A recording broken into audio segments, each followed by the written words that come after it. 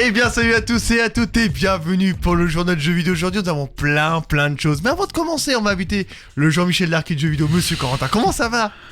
Ça va super, hein, toujours prêt à pousser des coups de tronche pour pointer du doigt ce qui ne va pas dans ce monde cruel. On a aussi des invités aujourd'hui, Corentin. On n'est pas tout seul, Corentin. Oui, on n'est pas tout seul. Pour une fois, effectivement. Alors on va commencer par Paul, déjà directement. Salut, moi du coup je suis à la radio aussi, donc finalement je me présente plus. Hein. Service civique à service civique à West5 Radio d'ailleurs, Paul. Et nous avons aussi Clémence aussi, qui est là. Comment ça va? Ça va et toi? Ça va. Donc stagiaire toi chez West5 Radio, c'est ça? Oui, je suis stagiaire chez Westrack, effectivement. Dans une partie un petit peu plus obscure, plus dans les bureaux, on m'entend pas vraiment. Obscur. C'est vrai que ça fait comme ça, obscur. Dans les backrooms.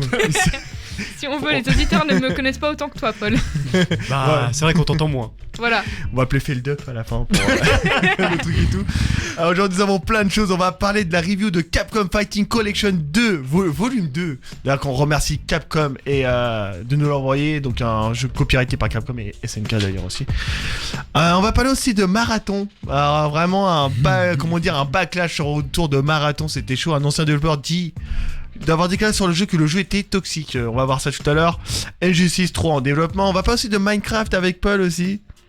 Voilà. On va parler aussi de Cyberpunk aussi avec Corentin si on va parler autour de Cyberpunk avec The Witcher. C'est des projects de manière générale. C'est des Project Red.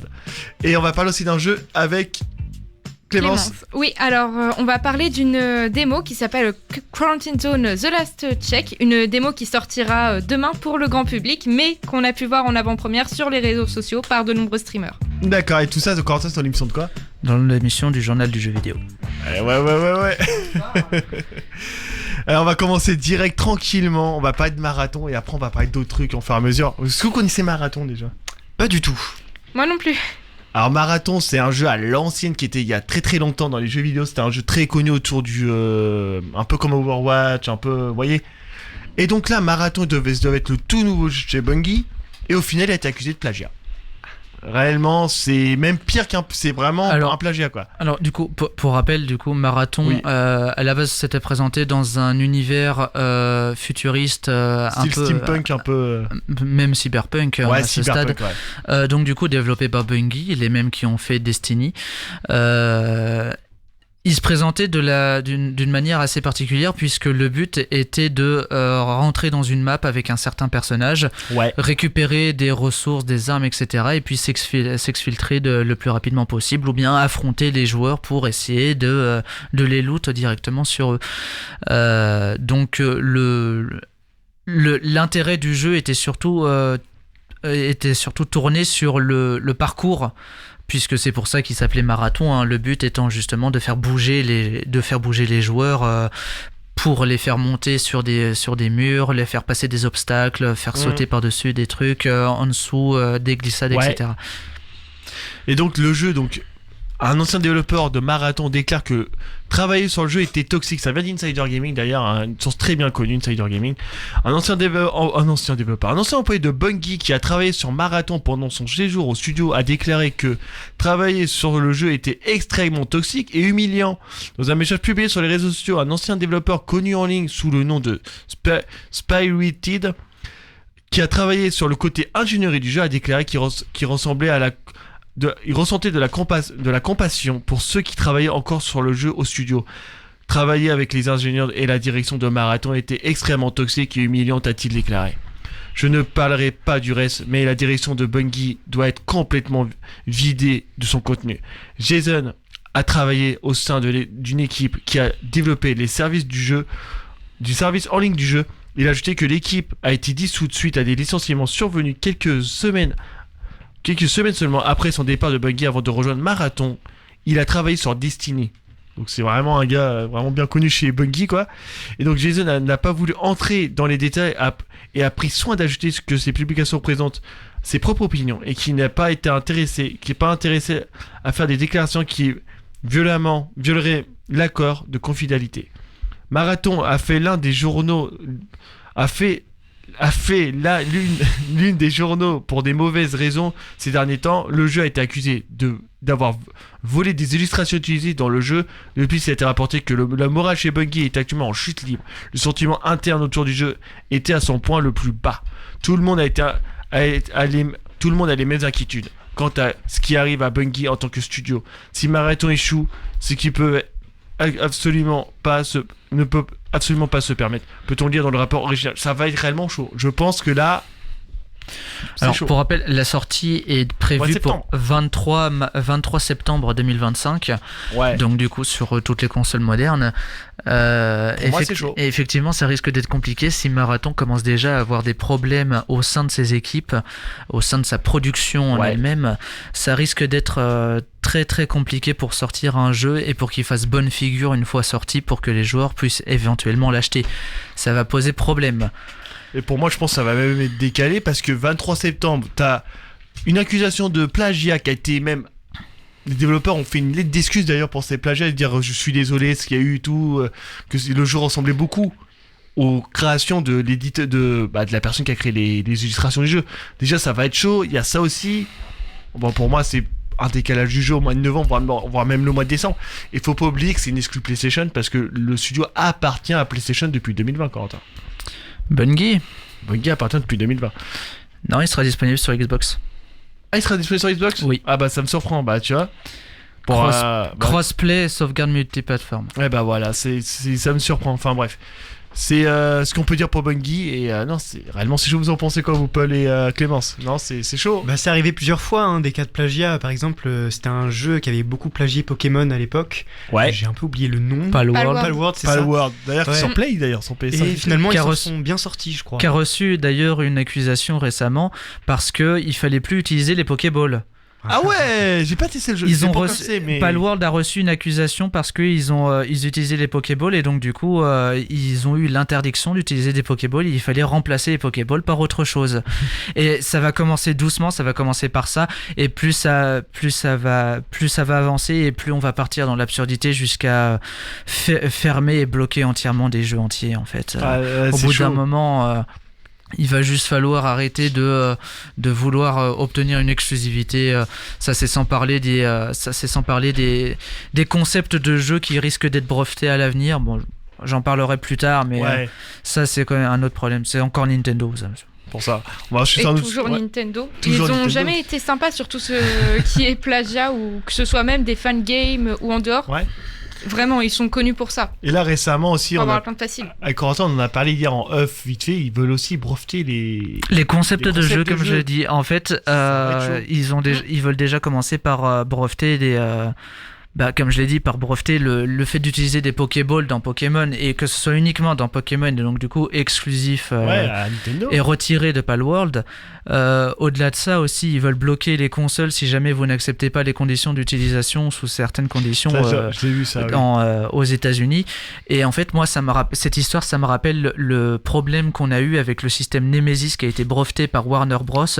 Qui leur utilisation exclusive, mais qu'ils n'ont jamais revendu. Ils n'ont jamais exploité après l'ombre de la guerre et l'ombre du Mordor. Et c'est vraiment dommage. Et voilà ce qu'on se trouve. Voilà avec quoi on se retrouve. On se retrouve avec des concepts de jeu qui sont pourtant super intéressants, super originaux et qui pourraient aujourd'hui avoir des potentiels extraordinaires avec l'intelligence artificielle, mais qui aujourd'hui sont brevetés et donc du coup inutilisables par le reste des développeurs. Et ça j'avoue que c'est chaud. On va parler vite de Red Dead Redemption 2. En parlant de Nintendo, on va enchaîner chez Nintendo avec Red Dead Redemption 2. Je sais pas si vous avez fait Red Dead Redemption 2 qui est peut-être l'un des meilleurs jeux des années 2010 en ce moment. On peut dire, vraiment, Red Dead, c'est Arthur Morgan, c'est une légende. Quelle masterclass. Et donc, Red Dead Redemption 2. Chacun son avis. Parce que Corentin est l'un des seuls joueurs à pas aimer la lourdeur du gameplay. Alors moi personnellement quand j'ai lancé le jeu, je sais que tout le monde avait une grande attente autour de ce jeu et quand il est enfin arrivé, tout le monde s'était exclamé waouh quel incroyable jeu. Et puis moi quand j'y ai joué j'étais vraiment pragmatique et donc du coup plutôt que de voir le jeu comme le Messi que tout le monde attendait, j'ai remarqué les premiers problèmes notamment la lenteur des animations. Alors oui, c'est bien détaillé, mais bon, devoir ouvrir le tiroir pour ensuite ramasser la boîte d'haricots qui se trouve à l'intérieur, je suis désolé, j'ai pas que ça à faire. Et c'est le seul à l'époque, pour ça j'avais acheté le jeu. J'étais en vacances, à l'université, il a pris le jeu le soir, il m'a dit ah mais non, la lourdeur je peux pas y jouer. Ah c'est vraiment non, c'est enfin bref. Moi justement c'est tout ce que j'aime. Moi j'adore. Côté ça rajoute des réalistes, ouais réaliste et tout. Ouais. Moi ça a rajouté un petit côté réaliste, même si c'est pas du tout le type de jeu auquel je joue d'habitude. Red Redemption, j'avais apprécié quand même. Ouais et ça me rappelait plein de styles de jeux Rockstar, style le jeu L.A. Noire, je sais pas si vous avez joué à ça. L.A. Noire, qui est un jeu de policier fait par Rockstar, qui est un peu le même délire. D'ailleurs, je tiens à rappeler aussi même que par la suite, certaines animations ont été raccourcies ou bien même modifiées pour rendre le jeu plus fluide. Sur l'online, bien sûr. Donc, aussi. Comme quoi, je n'étais pas le seul. Ouais, il y a deux écoles. C'est comme Death Stranding, il y a deux écoles. T'en as qui aiment le jeu et t'en as qui détestent le jeu. Malheureusement. Et on va pas de Red Dead Redemption 2 qui pourra arriver sur Switch 2. D'ailleurs, Red Dead Redemption 2 arriverait sur Switch 2 cette année selon certaines sources. C'est l'annonce qui vient aussi d'Insider Gaming. Selon plusieurs rappeurs, il semble que Rockstar se prépare à sortir Red Dead Redemption 2 sur Switch 2 cette année, ainsi qu'un patch de mise à niveau de nouvelle génération pour la PS5 et la Xbox Series X et S. Et moi, j'attendais depuis longtemps cette fameuse mise à niveau. Après, avoir la mise à niveau, est-ce que ça va être comme tous les autres jeux Nintendo dont ça a déjà été annoncé une mise à niveau pour la Switch 2 ? Je me demande à quoi ça va ressembler. Est-ce que ça va simplement être des éléments avec des graphismes améliorés ou est-ce qu'ils vont essayer de rajouter du contenu derrière ? Parce que c'est aussi ce qui a pas plu sur Switch 2. Alors c'est sur Switch 2, pour le Red Dead 2, la première sortie, mais c'est pour la PS5 et les Xbox Series X et S pour la mise à niveau. Ah, autant pour moi. Voilà, c'est pour ça. Parce que Switch 2 n'est pas encore sorti, bien évidemment, il faut vous le rappeler. Ouais, la Switch 2 n'est pas encore sortie. Mais oui, sur PS5, moi, la mise à niveau que je veux, c'est qu'il paraît qu'il y aurait du 60 FPS, du 4K. Bah, en fait, c'est la version PC, mais réadaptée sur console, quoi. Là tout de suite j'ai juste envie d'éclater de rire en entendant ce genre de choses. De 60 FPS surtout pour lui. Oui bien sûr 60 FPS. Oui, on attend d'une console nomade qu'elle puisse faire tourner un jeu aussi complet que Red Dead 2 qui prend quand même pas moins d'une centaine de gigaoctets sur les consoles modernes, qui est énormément détaillé, qui a énormément d'animation comme je l'ai dit auparavant, qui a beaucoup de textures et on s'attend à ce que le jeu puisse tourner en 60 FPS sur une console nomade qui est faite pour être jouée à la fois sur PlayStation, il a 60 FPS, 30 FPS sur Switch. Parce que je verrai jamais un jeu sur Switch tourner en 60 FPS. Sur Switch 2. Oui, sur Switch 2. Retirez-moi ce 2, il sert à rien. Non, mais réellement, moi je vois, ça va être impossible. Et d'ailleurs, pour la source, donc comme dit lors de la dernière conférence téléphonique avec les investisseurs, Tecto a également annoncé son intention de sortir plusieurs jeux sur la Switch 2. Et si les informations sont exactes, Red Dead Redemption 2 pourrait en faire partie. Donc après bon, le patch et tout qui arriverait et tout. Mais moi je pense qu'il y a aussi, comme ils disent d'autres jeux Rockstar, je pense aussi à peut-être à GTA 5. Je sais que bon, pour l'instant GTA 5 il n'y a pas eu d'annonce, mais peut-être GTA 5 sur Switch 2 peut-être. C'est vrai que GTA 5 n'est pas encore sorti sur portable, Corentin.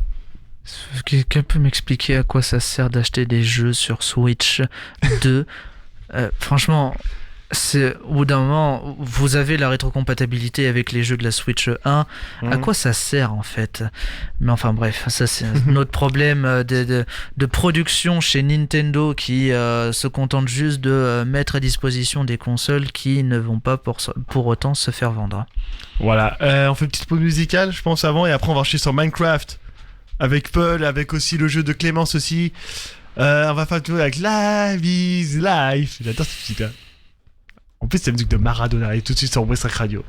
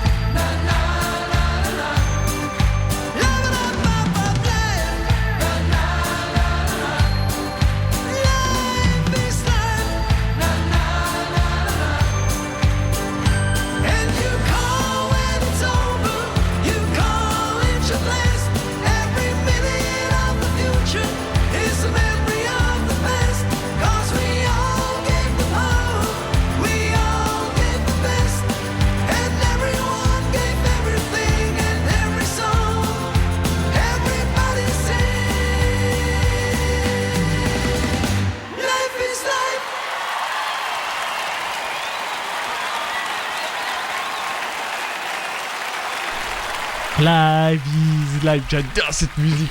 C'est la musique de Maradona. Je sais pas si tu connais Maradona, Paul. Je pense que tu veux le foot, Maradona. Et puis BDE, incroyable. Grande légende du foot. On va parler vite fait de Minecraft et du jeu de Clémence aussi maintenant sur West Radio. Et je pense qu'on va commencer par Clémence. Le jeu, alors c'est quoi? Ça vient de Steam d'après ce que j'ai entendu? Alors oui, ça vient de Steam. Il s'agit de Quarantine Zone The Last Check. C'est développé par Brigada Games, un studio qui a été fondé en 2017. Bien que ce studio ait été fondé en 2017, figure-toi que c'est leur premier jeu parce qu'avant ils servaient plus de support sur d'autres jeux, de ce que j'ai compris. Donc Quarantine Zone The Last Check se déroule dans un monde post-apocalyptique où l'on gère une zone de survie à une apocalypse zombie. C'est un jeu de gestion, on doit globalement s'assurer des entrées, que les personnes qui entrent ne sont pas infectées. Pour cela, nous avons une liste d'outils et de symptômes comme des seringues, des rayons X, effectivement, j'en ai entendu parler détecteurs de métaux. Oui, t'as dû le voir passer. Et si on détecte des symptômes, on a deux solutions. On peut soit les envoyer directement en zone de liquidation ou en quarantaine. Ah ouais, liquidation pour préciser, c'est une balle dans la tête. Ouais, ce que je me dis, liquidation, on va les faire fondre. C'est supprimer la menace. Ça fait un peu comme dans Crysis. Oui, c'est littéralement ça. Mais ce n'est pas seulement un jeu où l'on doit s'assurer des entrées des survivants. Non, on doit aussi gérer toute la base pour tout ce qui est du ravitaillement, des vivres et des médicaments. Et certaines nuits, on doit même s'assurer que les zombies n'entrent pas dans le camp en menant tout simplement des sortes d'expéditions aux abords du camp. Donc c'est un jeu assez complet. Il sera disponible à la démo dès demain pour une sortie complète prévue courant septembre. Le nom du jeu, c'est quoi, t'as dit? The Quarantine Zone The Last Check. Je vais regarder en même temps en direct.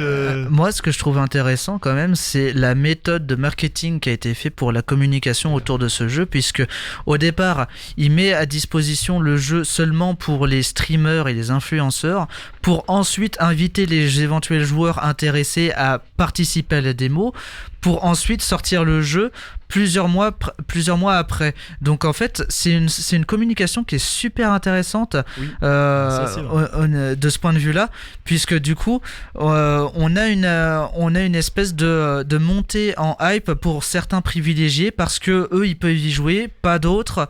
Et puis le transfert d'informations via les réseaux sociaux et puis les streamers de manière générale. Ça, c'est un élément qui est fait donc du coup par ce studio-là, mais qui n'est pas fait par d'autres, ou alors vraiment très peu, je trouve. Surtout sur PC, c'est beaucoup sur PC que ça arrive. Oui. Et le jeu a l'air beau, vraiment. Je serais de regarder graphiquement, ça a l'air vraiment beau. Oui, effectivement, graphiquement, c'est assez beau, mais il y a quand même une configuration requise minimale, puisque l'on recommande d'avoir la Nvidia GeForce GTX 1050 au minimum. Ça va. 1050, mais la recommandée reste tout de même celle, la RTX 3060.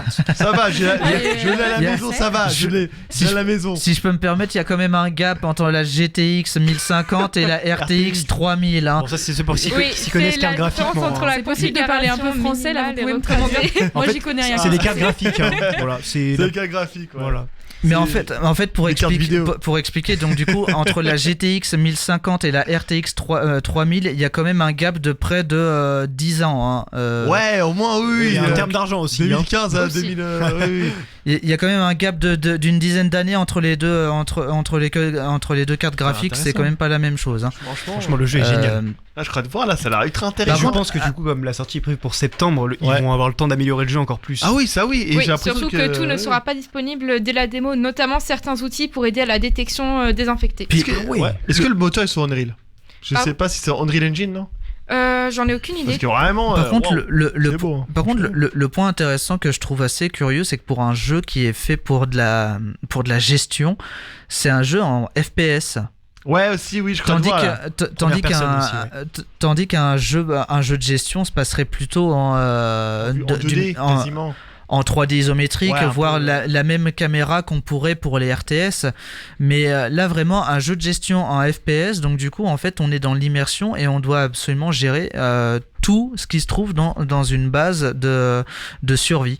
C'est assez intéressant de voir que chacun trouve sa manière de faire de la gestion. Donc certes, je pense qu'il plaira à pas mal de monde, et puis on risque de le voir assez souvent sur Twitch. Déjà pas mal sur les réseaux sociaux, notamment sur TikTok. À titre personnel, je le vois partout dans tous les lives pratiquement. Ça fait suite un peu à Repo, je sais pas si vous... Recall, non ? Repo, je sais pas si vous connaissez Repo, le jeu Repo. C'est un espèce de jeu où on est des espèces de poubelles. Ah ouais. Et quand on parle, en fait, la bouche s'ouvre en grand. Ouais. Et puis le but, c'est de prendre, en fait, de trouver des objets les plus chers pour pouvoir passer d'un monde à l'autre. Ouais. Mais évidemment, il y a des monstres qui nous empêchent de survivre. Et c'est aussi grâce au réseau que le jeu a pris de l'ampleur. Ouais, alors c'est intéressant. Si ça t'intéresse, je te laisse regarder. Ouais, Repo. Après Repo. REPO. REPO. Je regardais après, ça a l'air intéressant. Franchement, merci à Clémence, d'ailleurs, qui va nous quitter. D'ailleurs, Clémence, à la prochaine. À la prochaine. Ouais, Repo. Ah oui, je vois, c'est quoi, c'est ça. Ouais, c'est ça. C'est intéressant, ça aussi, Repo. Je laisserai ce jeu demain parce que ça a l'air intéressant. Je sais quoi faire demain sur Steam. Ça sort demain d'ailleurs. Je vais peut-être me le prendre aussi. Voilà, Paul aussi va y jouer, donc n'hésitez pas. Voilà, Paul va y jouer aussi avec nous. Alors, Minecraft, Paul. Qu'est-ce qui se passe sur Minecraft ? C'est à l'occasion de ses 15 ans d'existence. Alors vous me direz, c'était l'année dernière. Ouais. Donc c'est un peu bizarre. Donc là techniquement on est plus sur les 16 ans, mais voilà. Le jeu a décidé de marquer le coup d'une manière aussi symbolique, en proposant ce qu'on appelle une capsule temporelle. Alors je sais pas si vous savez ce que c'est le concept d'une capsule temporelle. J'ai déjà vu une fois dans Scooby-Doo. Ah ouais. Dans le film Scooby-Doo, la mission commence avec le truc de lycée. Du coup, le but d'une capsule temporelle, pour expliquer, c'est juste en fait de préserver les éléments d'une époque pour ensuite la récupérer. J'ai vu ça dans Scooby-Doo. Pour la récupérer plus tard, pour faire la différence en fait entre les éléments qu'on a gardés de l'époque et puis ce que j'ai vu dans Scooby-Doo. À la fin de Scooby-Doo, je l'avais vu ça. Je crois qu'on a compris. Et ils ont mis 50 objets secrets représentant le jeu, son histoire et sa communauté. Depuis 2009. Non. Elle a été scellée et installée au Microsoft Visitor Center de Redmond, donc c'est cette année. Au siège social de Microsoft. Ouais, de ce que j'ai compris, oui. Chez Bill Gates. Et pour préciser, elle sera ouverte dans 15 ans, donc pour l'occasion des 30 ans, en 2039. Moi j'aurais 30 ans. Et donc c'est en même temps un hommage à la communauté, comme je viens de le dire. Et c'est une idée aussi de préservation pour les générations futures, pour leur montrer les objets physiques et numériques qui témoignent de l'évolution du jeu. Sympa. Et il y a aussi eu un clin d'œil numérique, donc c'est-à-dire sur le jeu, où tout le monde pouvait participer à cet anniversaire historique des 15 ans. Il s'agissait d'un add-on qu'on appelait Time Capsule, que chaque joueur peut utiliser pour créer sa propre capsule personnalisée en jeu. C'est sympa ça. Et donc il est possible d'y stocker n'importe quel objet ou bloc en rapport avec le jeu. Voilà. Et ça reste pendant 15 ans aussi Oui, allant de 1 seconde à 15 ans. Une fois verrouillé. Je crois que je vais tester ça. C'est toujours en cours Je crois pas. Peut-être dommage. Que si, parce que les articles datent d'il y a 5 jours. Donc j'aurais mis. C'était sur le site de Minecraft France et Minecraft aussi. J'aurais mis tous les trucs de mon monde avec Corentin, avec mon pote Seb. Corentin, on va prendre tous les trucs là, les baraques qu'on a fait dans Minecraft, on va les mettre dedans. Voilà, on va dans 15 ans. C'est possible, mais il y a moyen. Ce serait trop drôle. Moi, personnellement, sur Minecraft, je suis spécialiste de la maison souterraine. La maison souterraine. Une fois, il a perdu un arc. Ah ouais. Ouais, il devait le retrouver. On me l'a volé, c'est pas pareil. Ah d'accord, ouais, je comprends. En fait, Corentin, il y a une ref en fait. Il a perdu son arc pendant 2 ans. On me l'a volé, c'est pas pareil. Il dit où est mon arc pendant moi. 1h30, non mais c'était archi marrant. Et si on pouvait stocker cet arc dans le tout temporel, ça pourrait être drôle aussi, tiens. Je pense que c'est possible. Et en fait, Mojang aime bien faire ce genre de clin d'œil. Si on regarde bien, dans le récent film Minecraft. Ouais, le film qui est sorti qui a pas cartonné. Voilà, pas trop. Mais on peut quand même noter un élément plutôt cool. Ils ont fait une référence, et plus particulièrement un hommage à un des joueurs mondialement connus qui est décédé, en 2022, je crois, d'un cancer, Technoblade. Ouais. Et dans le film, donc un cochon apparaît avec une couronne sur sa tête. Oui. Et c'est pour rappeler son skin qu'il portait en jeu. Donc le skin, pour ceux qui savent pas, c'est le personnage qu'on joue en jeu. Voilà. Et donc pour l'hommage. Ouais, c'est un peu l'hommage. Ils ont fait une petite référence dans le film qui n'est pas passé inaperçu d'ailleurs. Ah ouais, vraiment respect. Ouais, franchement balèze, franchement. Et voilà. Et donc cette année, une capsule temporelle pour les générations futures. Et voilà, en fait, c'est un peu un regard vers le futur, voilà, pour dire que le jeu va pas s'arrêter. Ouais. Il va continuer de s'améliorer, je suppose. Enfin, c'est sûr et certain. Oui. Peut-être un peu trop d'ailleurs. On reconnaît plus le Minecraft qu'on connaissait évidemment. J'avoue, avec le ray tracing et tout. Voilà, et personnellement, je préfère la version Java, donc Bedrock. Ah, l'ancienne Java, ouais, ça date. Bah, c'est toujours le cas, Java existe toujours. Avec Minaria et tout, ça... je sais pas si tu as connu Minaria, non? Bien sûr. Ah bah oui, Minaria, tout le monde connaît ça au lycée, au collège, je veux dire. Mais collège, qui ne connaît pas iPixel, tu vois? Qui ne jouait pas sans collège au CDI, quoi. Oui, bon, je me doute. Ah oui, au CDI. Ouais. CDI, oui. Ouais. On va faire une petite pause musicale, Corentin. Et Paul, on va passer sur ta musique, Corentin, et après on parlera de Injustice, la review et Cyberpunk 2077. Voilà. Bon, moi je vous propose d'écouter I'm Picky de Chaka Punk. On voit Shockwave. Hey man, it's not gonna work. It has nothing to do with you. I'm sorry, it's me. The thing is, I'm picky. I'm picky. And all the girls I drive him crazy. I drive him crazy cause I'm sexy. They call me sexy cause I'm hot. Catch my note, don't you know I am so hot cause I am picky. And everything is in the like on me until your thing make you scream my name. Honey, honey, hold, that's the goal. Make you wonder why I'm cold and distant. I'm cold and distant, yes I am. I'm picky cause I'm all alone. You know that it's screaming, yes it's screaming now. I'm picky cause I'm all alone. And baby I'm alone cause I'm a picky one. I got a lot of girls waiting for me not to call.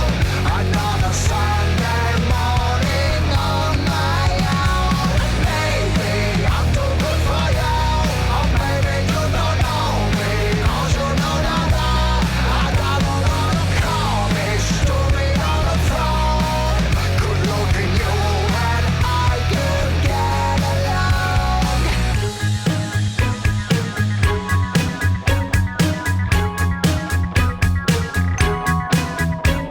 Oh, porque siempre dices lo mismo,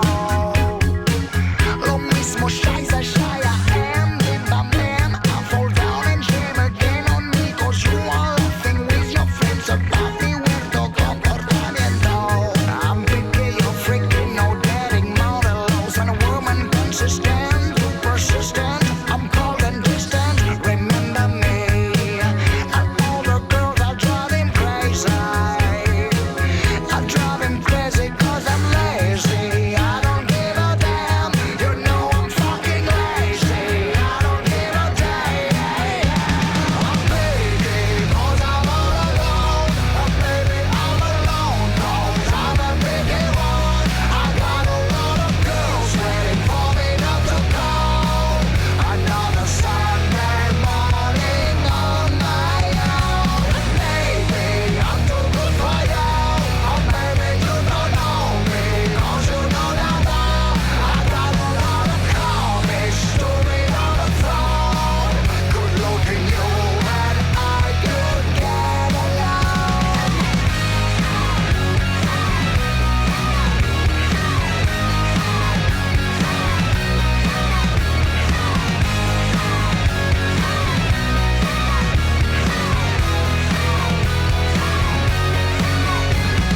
Talk to me, walk with me. Talk to me, walk with me. Talk to me, I'm picky. I'm picky. I'm driving all crazy. I'm driving all crazy. You know that I'm picky cause I'm all alone, and baby I'm alone cause I'm a picky one. I got a lot of girls waiting for me not to call. Another Sunday morning on my own. Allez, merci de musique, Corentin, franchement. I'm Picky, Chaka Punk. Ah, il est vraiment bien. Alors vite, on va faire la review vite fait de Capcom Fighting Collection Volume 2. Alors, c'est un... Donc, Ouais, vas-y. Une compilation de jeux de baston de l'époque. Voilà, c'est ça en fait. Et d'ailleurs, je remercie Capcom de nous avoir envoyé un code d'ailleurs, parce que franchement, c'est sympa de leur part.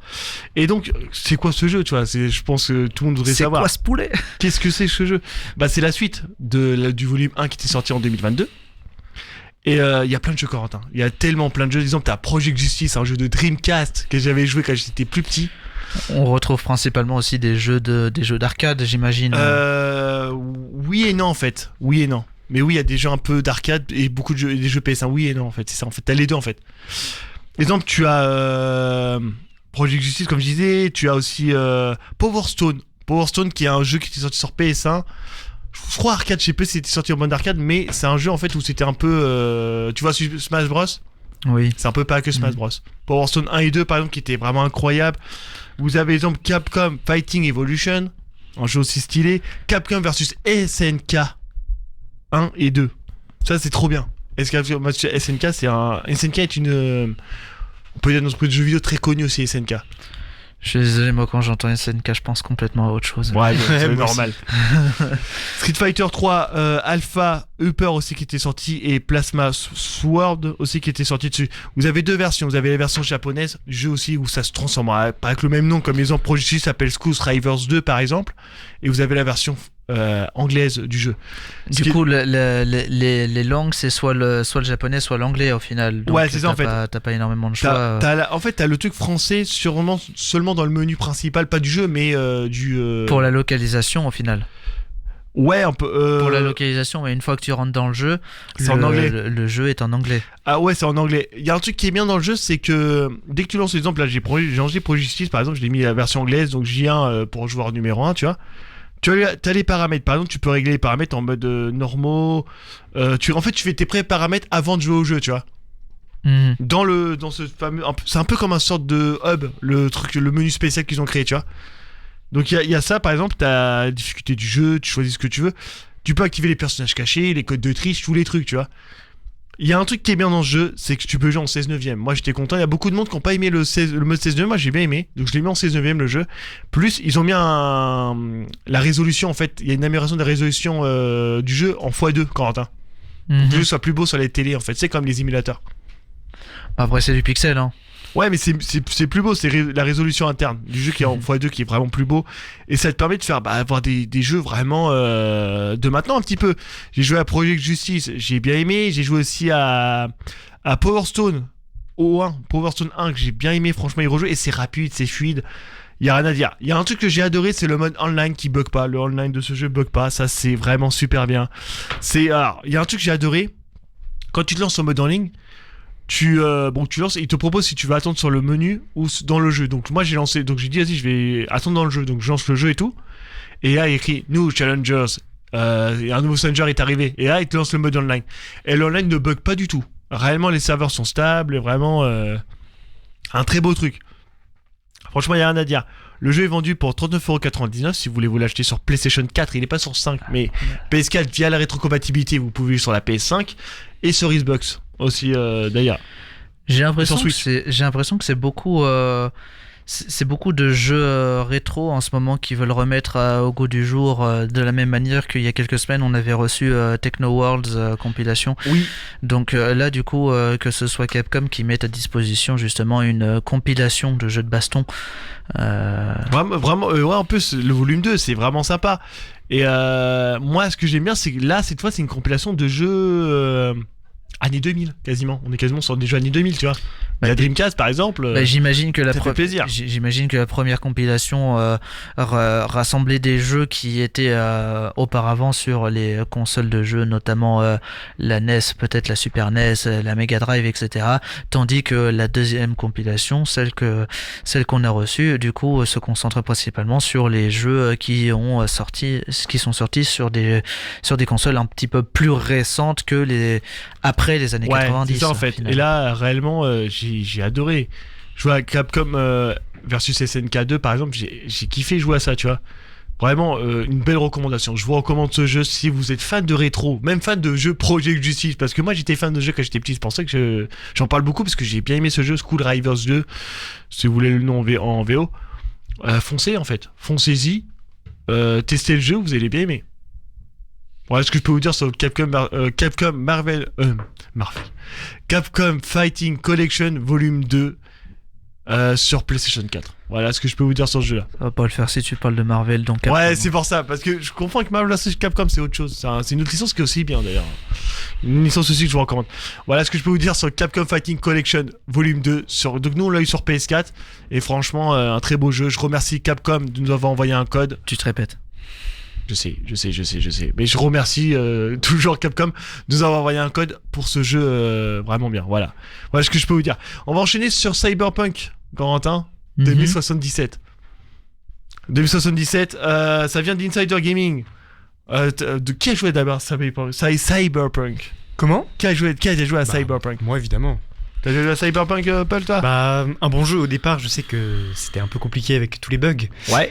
Mais moi, j'y ai pas trop joué. Bon, je regardais déjà des vidéos à l'époque dessus, je voyais que ça buguait. Et quand j'ai appris que c'était un peu mieux, j'ai acheté le jeu et j'ai pas été déçu. Voilà. Vraiment bien, Corentin, lui, il l'a fini dans tous les sens. Il l'a fini 6 fois. Lui. Je l'ai fini plusieurs fois et en fait, il faut que je refasse une dernière partie pour refaire le DLC. Parce que c'est un jeu à choix. Ouais. Et tes choix influencent la fin de l'histoire, donc nécessairement t'as pas les mêmes résultats en fonction de ce que tu fais du début à la fin du jeu. C'est pour ça, non, il est vraiment bien. Et en plus, il y a Keanu Reeves dans le jeu, ça qui est encore mieux. Alors, donc, ça parle de la suite. Donc, la ville de la suite de Cyberpunk 2077 ressemble à Chicago qui a mal tourné. Le créateur, donc ça vient d'Insider Gaming, le créateur original de l'univers Cyberpunk a peut-être révélé des informations sur une nouvelle ville semblable à Chicago, présente dans la suite.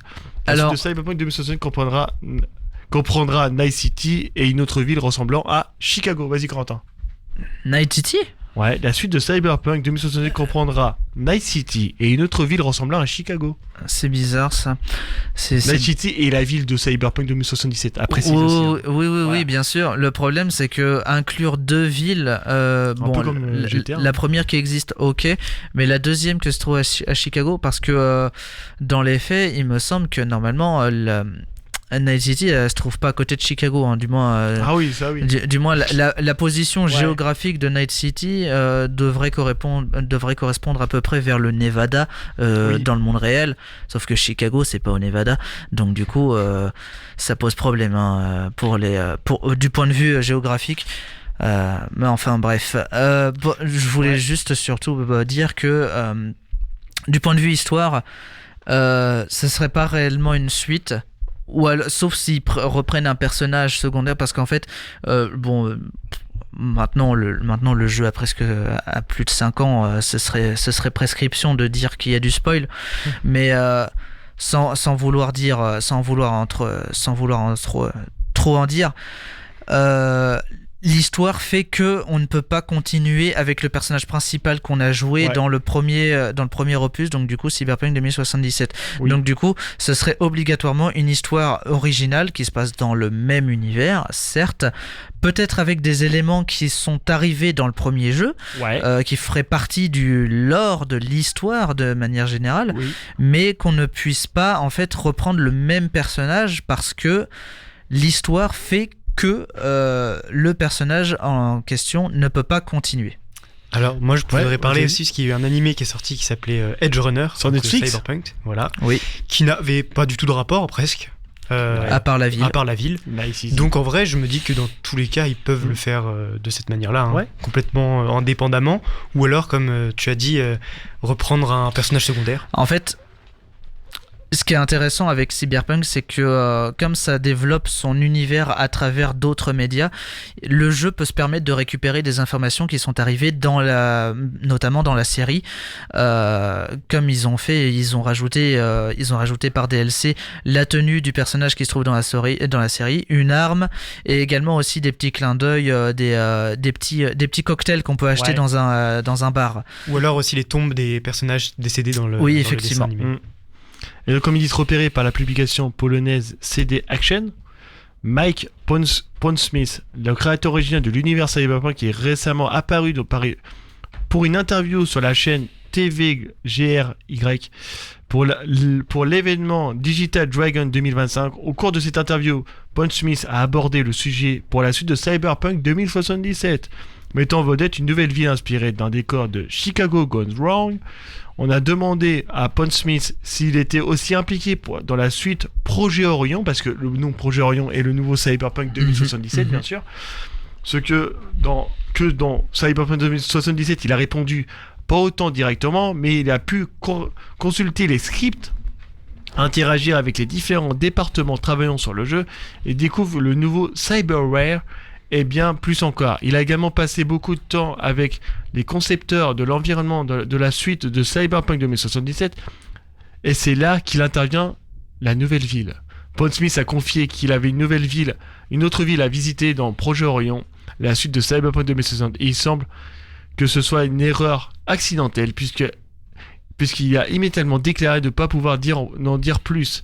Il a expliqué que Night City existe toujours, mais une autre ville sera explorée dans le nouveau jeu. Pondsmith a déclaré qu'on prend l'objectif des concepteurs de l'environnement pour la nouvelle ville, ce qui a donné une ambiance plus Chicago Gone Wrong que Blade Runner. Il a également ajouté qu'il voyait cette ville fonctionner pour le prochain jeu. C'est vraiment... un petit truc accidenté, il a dit la prochaine ville de Cyberpunk. Balèze. Bah tant mieux. Franchement, on sait, maintenant c'est officiel en final. On peut dire que c'est quasiment officiel.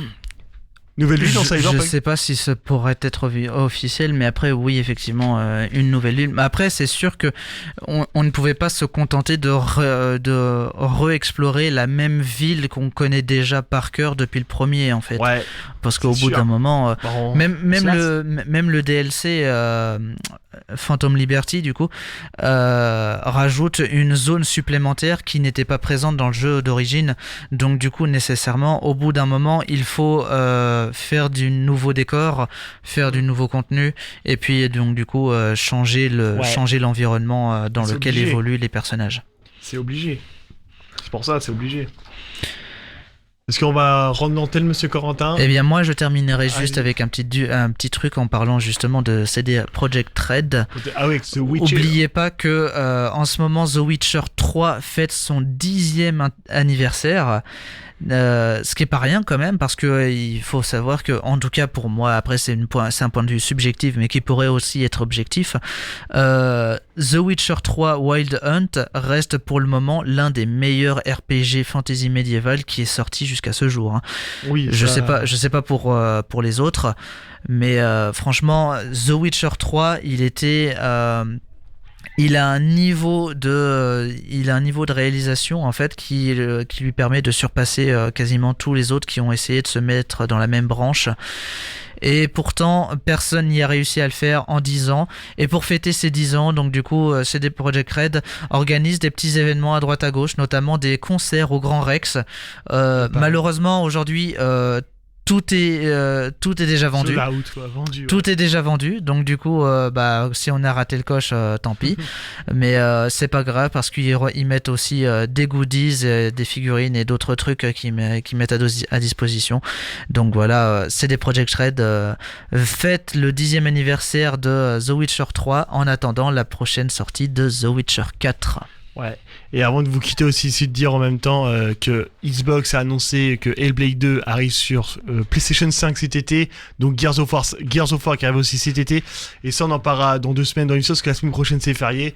Est-ce que Microsoft, selon toi Corentin, est-il encore un constructeur de jeux vidéo ? Mais ça on en parlera dans 2 semaines. Alors, Microsoft ou Xbox ? Xbox, ou l'entreprise Microsoft. Mais ça on en parlera dans 2 semaines. Je sais pas si Paul viendra peut-être dans 2 semaines. Je viendrai, je serai là. Ok, tu seras là. Il y aura des nouveautés, tu seras là pour parler de Xbox aussi avec nous alors. Probablement. Ce sera avec plaisir, tu vois, ce sera avec plaisir. Peut-être Clément sera là aussi, peut-être. On verra ça. On verra ça dans 2 semaines. Allez, moi je vous laisse avec la musique peut-être que t'as mis. C'est pas la mienne, c'est Clémence avant de partir. C'est Dua Lipa, je crois. Dua Lipa, Dance the Night Away. Ok, donc je vous laisse avec du Dua Lipa, Dance the Night Away sur West Radio et nous on se retrouve dans 2 semaines. Allez, peace.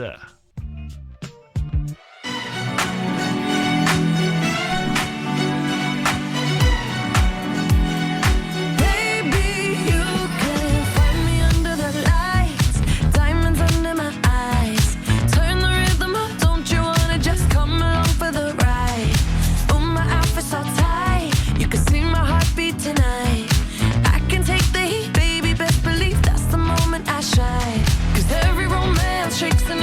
bands, don't give a damn. When the night's here, I don't do tears, baby, no chance. I could dance, I could dance, I could dance. Watch me dance, dance the night away.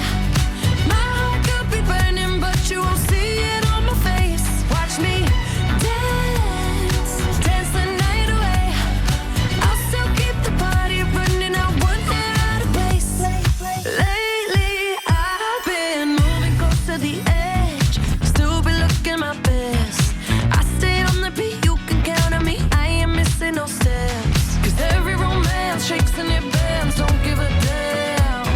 When the night's here, I don't do tears, baby, no chance.